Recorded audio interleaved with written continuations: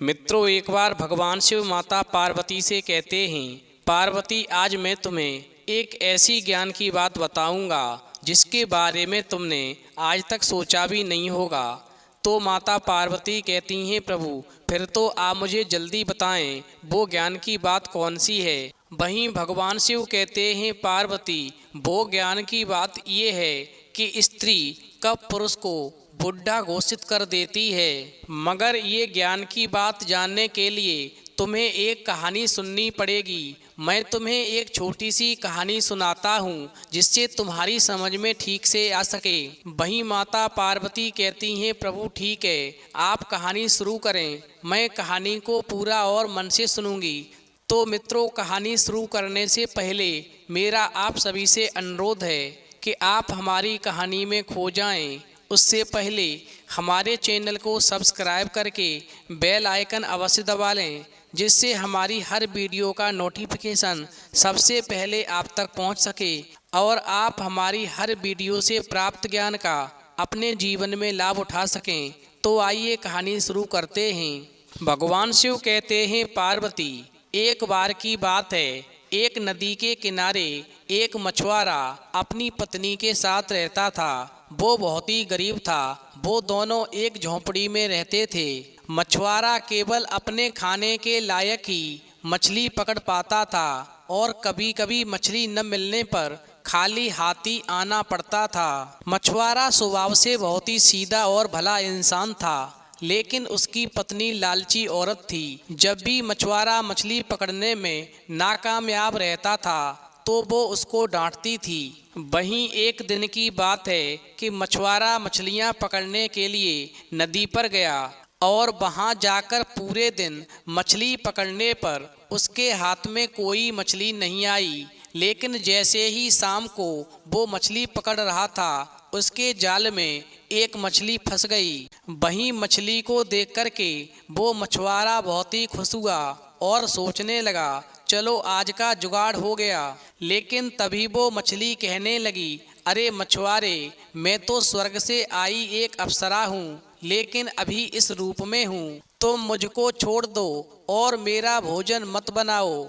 मैं तुम्हें वचन देती हूँ कि यदि तुम मुझे छोड़ दोगे तो जब भी तुम्हें मेरी ज़रूरत पड़ेगी और जब भी तुम मुझको पुकारोगे तो मैं तुम्हारी मदद के लिए तुरंत ही उपस्थित हो जाऊंगी। भगवान शिव कहते हैं, पार्वती वहीं मछली की बात को सुनकर के वो मछुआरा आश्चर्यचकित हुआ और फिर उसको दया आ गई और उसने उस मछली को छोड़ दिया और खाली हाथी अपने घर वापस आ गया। वहीं घर जाने पर उस मछुआरे की पत्नी ने खाली हाथ आने का कारण पूछा तो उसने सारी बात बता दी। वहीं मछुआरे की पत्नी कहने लगी, तुमको स्वर्ग की अप्सरा मिली और तुम बिना कुछ मांगे चले आए। जाओ हमारे लिए एक अच्छा सा घर मांग कर आओ। हर स्त्री की कुछ इच्छाएं होती हैं। एक पति को अपनी स्त्री की हर इच्छा अवश्य पूरी करनी चाहिए। भगवान शिव कहते हैं, पार्वती वहीं मछुआरा अपनी पत्नी की बात को मान कर के जब दोबारा नदी की तरफ जाता है और मछली को पुकारता है, वहीं मछुआरे की बात को सुन कर के मछली एकदम आ जाती है और मछुआरे से कहती है, बताओ तुमने मुझे याद क्यों किया है। वहीं मछुआरा कहता है, हे अप्सरा मछली, मैं अपनी पत्नी की ज़रूरत को पूरा करना चाहता हूँ। मेरी पत्नी की इच्छा है कि उसे एक सुंदर सा घर मिले। तो मछली कहने लगी, ठीक है, तुम घर पर जाओ। जब तुम घर पर पहुँचोगे तो तुम्हें तुम्हारी झोंपड़ी के स्थान पर एक अच्छा घर बना दिखाई देगा। वहीं जब मछुआरा घर वापस आता है तो क्या देखता है कि उसकी झोंपड़ी के स्थान पर एक सुंदर सा मकान बनकर तैयार हो गया है। फिर तो सुंदर घर देख कर के वो मछुआरा बहुत ही खुश हो जाता है।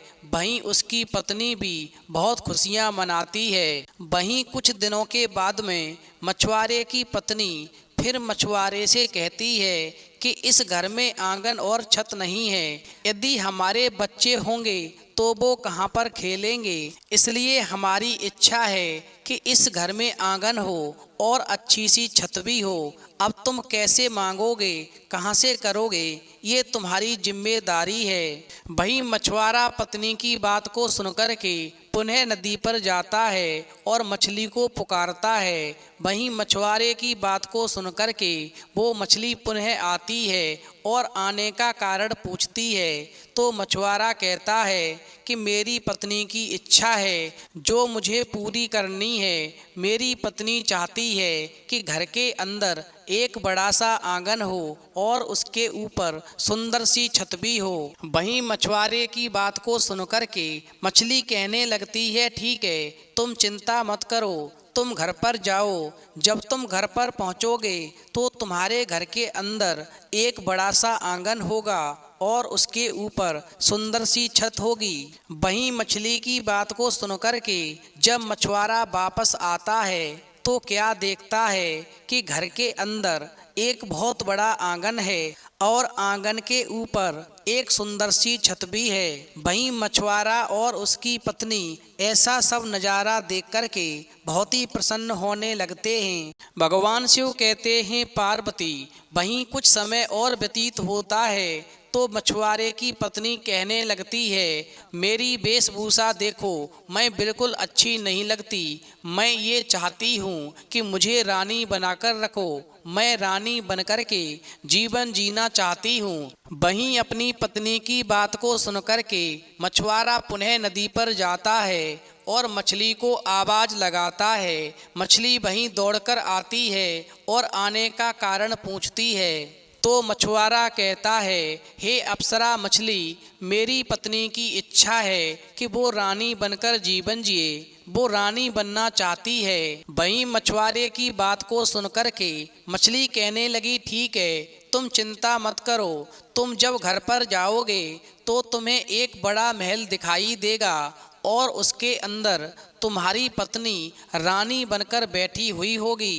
वहीं मछली की बात को सुनकर के जब मछुआरा घर पर जाता है तो क्या देखता है कि उसका घर एक बड़े महल में बदल जाता है और उसके अंदर उसकी पत्नी रानी बनकर बैठी है। बाहर पहरेदार हैं, दरबार लगा हुआ है, एक सिंहासन है और सिंहासन के ऊपर उसकी पत्नी बैठी हुई है। वहीं मछुआरा ऐसा देख कर के बहुत ही खुश होता है और वो मछुआरे की पत्नी भी बहुत खुश होती है और राजसी जीवन जीने लगती है। वहीं मछुआरे की प्रशंसा करते हुए कहती है कि पति हो तो आप जैसा हो, जो अपनी पत्नी की हर जरूरत को पूरा करता है। भगवान शिव कहते हैं, पार्वती, वहीं जब कुछ समय और व्यतीत होता है तो एक दिन मछुआरे की पत्नी मछुआरे से कहती है कि मैंने रानी बनकर के बहुत समय बिता लिया, अब मेरी इच्छा है कि मुझे स्वर्ग की रानी बनाओ,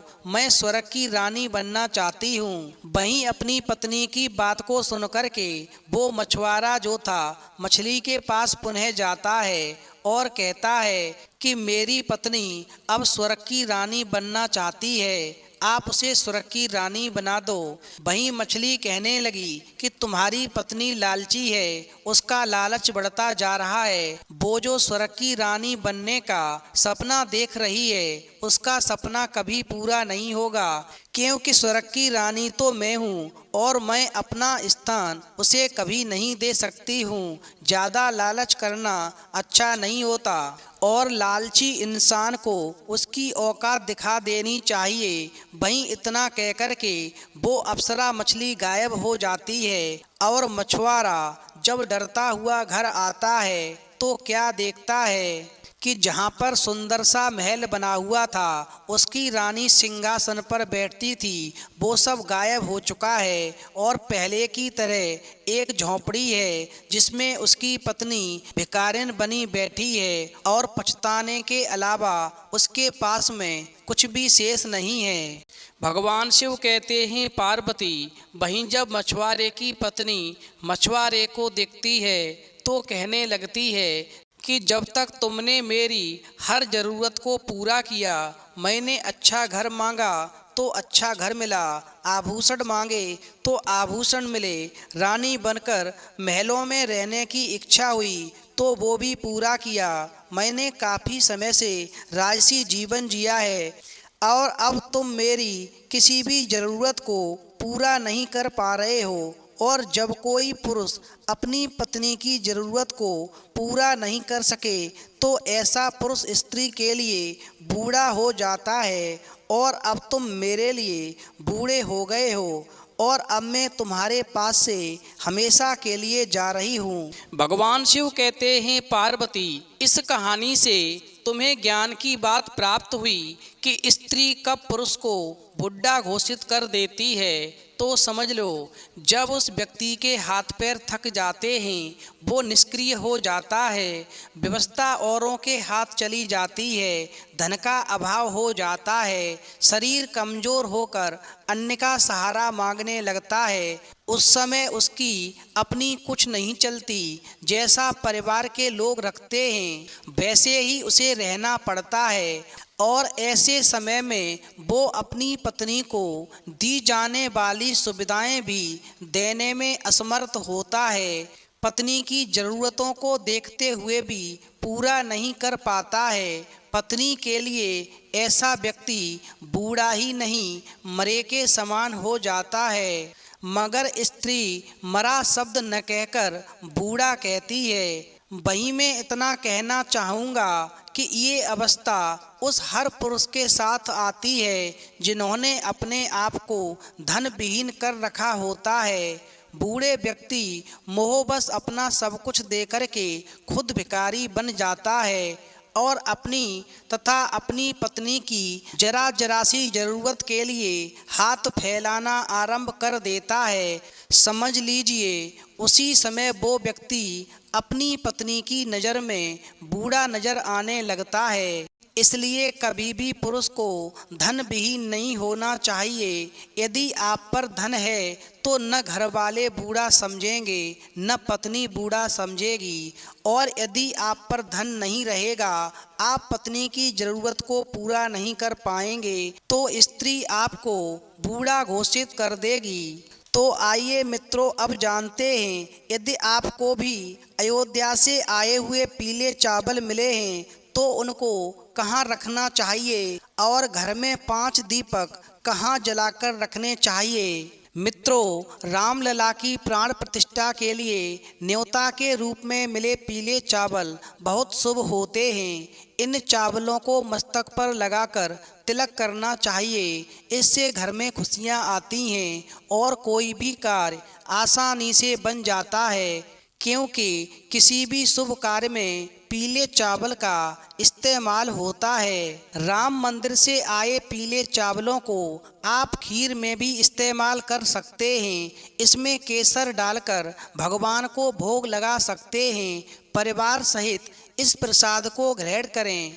यदि आप ऐसा करेंगे तो इससे परिवार के लोगों में मिठास बढ़ेगी और सकारात्मक ऊर्जा का संचार होगा और घर की सारी परेशानियां हमेशा के लिए दूर हो जाएंगी। वहीं इन पूजनीय चावलों को धन के स्थान पर रखने से धन प्राप्ति होती है।